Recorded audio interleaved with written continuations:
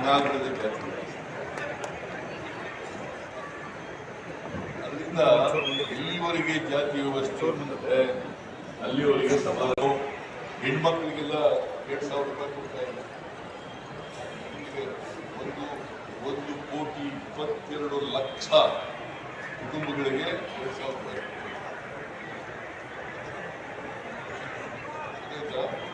ಹೇಳ್ತಾ ಇದ್ದೀನಮ್ಮ,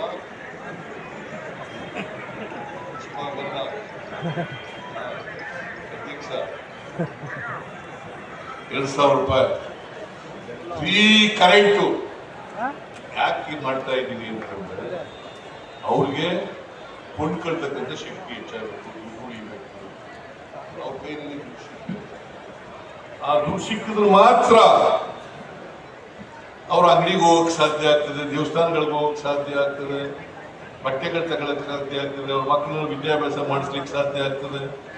ಇಲ್ಲ ಎಲ್ಲಿರ್ತದೆ. ಅದಕ್ಕೆ ಯುರೋಪ್ ಕಂಟ್ರಿಗಳಲ್ಲಿ ಯೂನಿವರ್ಸಲ್ ಬೇಸಿಕ್ ಇನ್ಕಮ್ ಅಂತ ಕರೀತಾರೆ. ಇಂಗ್ಲಿಷ್ನಲ್ಲಿ ಯೂನಿವರ್ಸಲ್ ಬೇಸಿಕ್ ಇನ್ಕಮ್. ಅದನ್ನ ನಮ್ಮ ದೇಶದಲ್ಲಿ ಕೊಂಡ್ಕೊಳ್ತಕ್ಕಂಥ ಶಕ್ತಿ ಹೆಚ್ಚು ಮಾಡ್ತಾರೆ. ಯಾರಿಗೆ ಕೊಂಡ್ಕೊಳ್ತಕ್ಕಂಥ ಶಕ್ತಿ ಇರ್ತದೆ ಅವರು ಬೇರೆಯವ್ರ ಸಮಾನವಾಗಿ ಬೆಳಲಿಕ್ಕೆ ಸಾಧ್ಯ. ಕೊಂಡ್ಕೊಳ್ಳಕ್ ಶಕ್ತಿನೇ ಇಲ್ಲದೆ ಹೋದ್ರೆ ನಮ್ಮಲ್ಲಿ ಎಣ್ಣೆ ಬತ್ತಿಗೆ ನೇರ ಅಂತಾರಲ್ಲ. ಪಾಪ ನಮ್ಮ ಕಡೆ ಎಲ್ಲ ಕೂಲಿ ಮಾಡ್ತಿದ್ರು. ಹೆಂಗ್ ಮಾಡ್ತಿದ್ರು ಅಂದ್ರೆ ಅಲ್ಲಿ ಕೂಲಿ ಮಾಡೋದು, ಅಲ್ಲಿ ಅಂಗಡಿಗೆ ಹೋಗೋದು, ತಗೊಳ್ಳೋದು, ಬಂದು ಹೋಗಿ ಅಡುಗೆ ಮಾಡ್ಕೊಂಡು ಊಟ ಮಾಡಿ ಮಲಿಕೊಳ್ಳೋದು, ಇಷ್ಟೇ ಕೆಲಸ. ನೀನು ಅವರಿಗೆ ಉಳಿತಾಯ ಮಾಡಕ್ಕೆ ಮದುವೆ ಬಂದರೆ ಮನೆ ಕೊಡ್ತಿರ್ತಾರೆ, ಸಾಲ ಮಾಡಬೇಕು.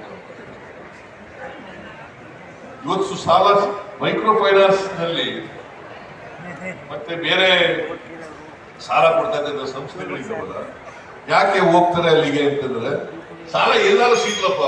ನಮ್ಮ ಕಡೆ ಮೀಟರ್